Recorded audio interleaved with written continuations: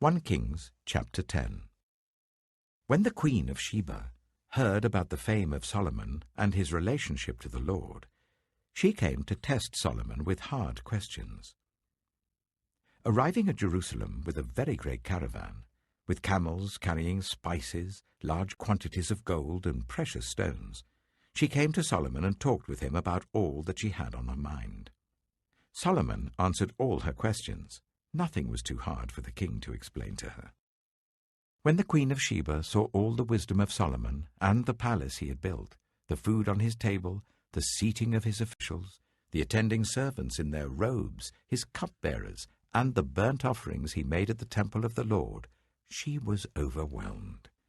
She said to the king, "The report I heard in my own country about your achievements and your wisdom is true. But I did not believe these things until I came and saw with my own eyes. Indeed, not even half was told me. In wisdom and wealth, you have far exceeded the report I heard. How happy your people must be! How happy your officials who continually stand before you and hear your wisdom! Praise be to the Lord your God, who has delighted in you and placed you on the throne of Israel. Because of the Lord's eternal love for Israel, he has made you king to maintain justice and righteousness."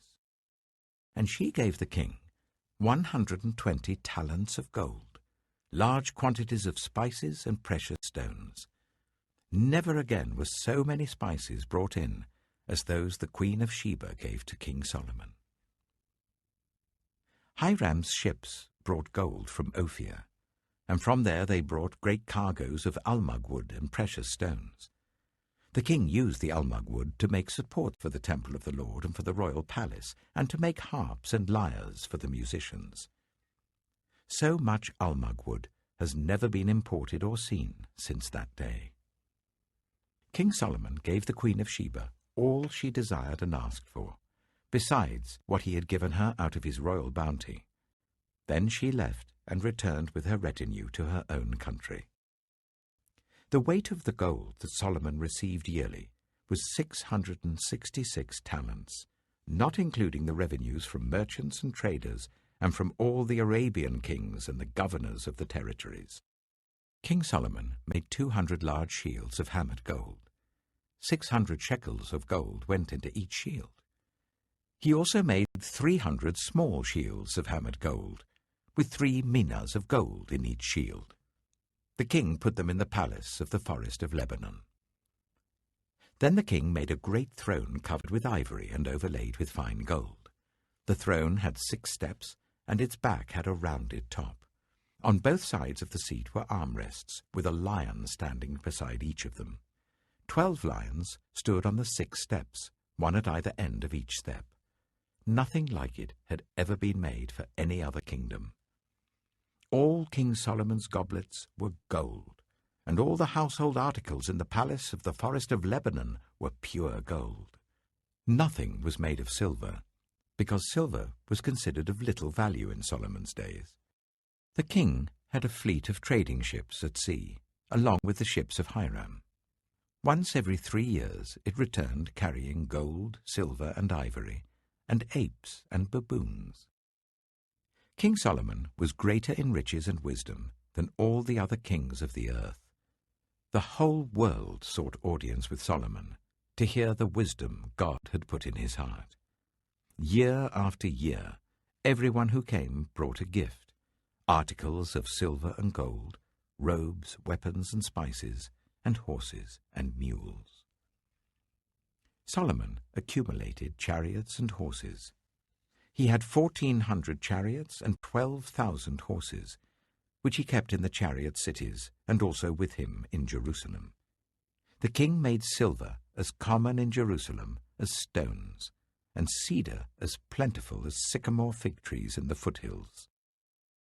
Solomon's horses were imported from Egypt and from Suchet.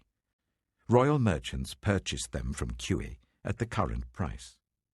They imported a chariot from Egypt for 600 shekels of silver, and a horse for 150. They also exported them to all the kings of the Hittites and of the Arameans. 1 Kings chapter 11. King Solomon, however, loved many foreign women, besides Pharaoh's daughter: Moabites, Ammonites, Edomites, Sidonians, and Hittites. They were from nations about which the Lord had told the Israelites, "You must not intermarry with them, because they will surely turn your hearts after their gods." Nevertheless, Solomon held fast to them in love. He had 700 wives of royal birth and 300 concubines, and his wives led him astray. As Solomon grew old, his wives turned his heart after other gods, and his heart was not fully devoted to the Lord his God, as the heart of David his father had been. He followed Ashtoreth, the goddess of the Sidonians, and Molech, the detestable god of the Ammonites. So Solomon did evil in the eyes of the Lord. He did not follow the Lord completely, as David his father had done. On a hill east of Jerusalem, Solomon built a high place for Chemosh, the detestable god of Moab, and for Molech, the detestable god of the Ammonites. He did the same for all his foreign wives, who burned incense and offered sacrifices to their gods. The Lord became angry with Solomon because his heart had turned away from the Lord, the God of Israel, who had appeared to him twice. Although he had forbidden Solomon to follow other gods, Solomon did not keep the Lord's command. So the Lord said to Solomon, "Since this is your attitude, and you have not kept my covenant and my decrees, which I commanded you, I will most certainly tear the kingdom away from you and give it to one of your subordinates. Nevertheless, for the sake of David your father, I will not do it during your lifetime. I will tear it out of the hand of your son. Yet I will not tear the whole kingdom from him, but will give him one tribe for the sake of David my servant, and for the sake of Jerusalem, which I have chosen." Then the Lord raised up against Solomon an adversary, Hadad the Edomite, from the royal line of Edom. Earlier, when David was fighting with Edom, Joab, the commander of the army, who had gone up to bury the dead, had struck down all the men in Edom. Joab and all the Israelites stayed there for 6 months, until they had destroyed all the men in Edom. But Hadad, still only a boy, fled to Egypt with some Edomite officials who had served his father. They set out from Midian and went to Paran. Then, taking people from Paran with them, they went to Egypt, to Pharaoh, king of Egypt, who gave Hadad a house and land and provided him with food. Pharaoh was so pleased with Hadad that he gave him a sister of his own wife, Queen Tahpenes, in marriage. The sister of Tahpenes bore him a son named Genubath, whom Tahpenes brought up in the royal palace. There Genubath lived with Pharaoh's own children. While he was in Egypt, Hadad heard that David rested with his ancestors, and that Joab, the commander of the army, was also dead. Then Hadad said to Pharaoh, "Let me go, so that I may return to my own country." "What have you lacked here, that you want to go back to your own country?" Pharaoh asked. "Nothing," Hadad replied, "but do let me go." And God raised up against Solomon another adversary, Rezon, son of Eliada, who had fled from his master, Hadadezer, king of Zobah. When David destroyed Zobah's army, Rezon gathered a band of men around him and became their leader. They went to Damascus, where they settled and took control. Rezon was Israel's adversary as long as Solomon lived, adding to the trouble caused by Hadad. So Rezon ruled in Aram and was hostile towards Israel. Also, Jeroboam, son of Nebat, rebelled against the king. He was one of Solomon's officials, an Ephraimite from Zeredah, and his mother was a widow named Zeruah. Here is the account of how he rebelled against the king. Solomon had built the terraces and had filled in the gap in the wall of the city of David his father. Now Jeroboam was a man of standing, and when Solomon saw how well the young man did his work, he put him in charge of the whole labor force of the tribes of Joseph. About that time, Jeroboam was going out of Jerusalem, and Ahijah, the prophet of Shiloh, met him on the way, wearing a new cloak. The two of them were alone out in the country, And Ahijah took hold of the new cloak he was wearing and tore it into 12 pieces. Then he said to Jeroboam, "Take 10 pieces for yourself, for this is what the Lord, the God of Israel, says. See, I am going to tear the kingdom out of Solomon's hand and give you 10 tribes.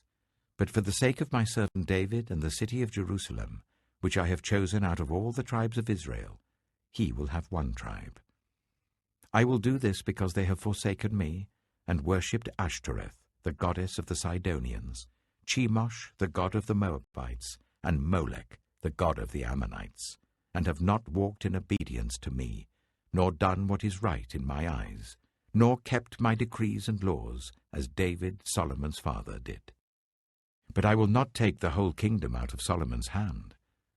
I have made him ruler all the days of his life for the sake of David my servant, whom I chose and who obeyed my commands and decrees. I will take the kingdom from his son's hands and give you 10 tribes. I will give 1 tribe to his son, so that David my servant may always have a lamp before me in Jerusalem, the city where I chose to put my name. However, as for you, I will take you, and you will rule over all that your heart desires. You will be king over Israel. If you do whatever I command you, and walk in obedience to me, and do what is right in my eyes by obeying my decrees and commands, as David my servant did, I will be with you. I will build you a dynasty as enduring as the one I built for David, and will give Israel to you. I will humble David's descendants because of this, but not forever." Solomon tried to kill Jeroboam, but Jeroboam fled to Egypt, to Shishak the king, and stayed there until Solomon's death. As for the other events of Solomon's reign, all he did and the wisdom he displayed, are they not written in the book of the Annals of Solomon? Solomon reigned in Jerusalem over all Israel for 40 years. Then he rested with his ancestors and was buried in the city of David his father. And Rehoboam his son succeeded him as king.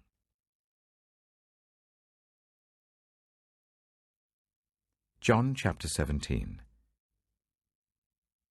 After Jesus said this, he looked towards heaven and prayed, "Father, the hour has come. Glorify your Son, that your Son may glorify you. For you granted him authority over all people, that he might give eternal life to all those you have given him. Now this is eternal life, that they know you, the only true God, and Jesus Christ whom you have sent. I have brought you glory on earth by finishing the work you gave me to do. And now, Father, glorify me in your presence with the glory I had with you before the world began. I have revealed you to those whom you gave me out of the world. They were yours. You gave them to me, and they have obeyed your word. Now they know that everything you have given me comes from you. For I gave them the words you gave me, and they accepted them. They knew with certainty that I came from you, and they believed that you sent me. I pray for them. I'm not praying for the world, but for those you have given me, for they are yours. All I have is yours, and all you have is mine, and glory has come to me through them. I will remain in the world no longer, but they are still in the world, and I am coming to you. Holy Father, protect them by the power of your name, the name you gave me, so that they may be one as we are one. While I was with them, I protected them and kept them safe by that name you gave me. None has been lost, except the one doomed to destruction, so that Scripture would be fulfilled. I am coming to you now, but I say these things while I am still in the world, so that they may have the full measure of my joy within them. I have given them your word, and the world has hated them, for they are not of the world any more than I am of the world. My prayer is not that you take them out of the world, but that you protect them from the evil one. They are not of the world, even as I am not of it. Sanctify them by the truth. Your word is truth. As you sent me into the world, I have sent them into the world. For them I sanctify myself, that they too may be truly sanctified. My prayer is not for them alone. I pray also for those who will believe in me through their message, that all of them may be one, Father, just as you are in me and I am in you. May they also be in us, so that the world may believe that you have sent me. I have given them the glory that you gave me, that they may be one as we are one. I in them, and you in me, so that they may be brought to complete unity. Then the world will know that you sent me, and have loved them, even as you have loved me. Father, I want those you have given me to be with me where I am, and to see my glory, the glory you have given me, because you loved me before the creation of the world. Righteous Father, though the world does not know you, I know you, and they know that you have sent me. I have made you known to them and will continue to make you known, in order that the love you have for me may be in them, and that I myself may be in them.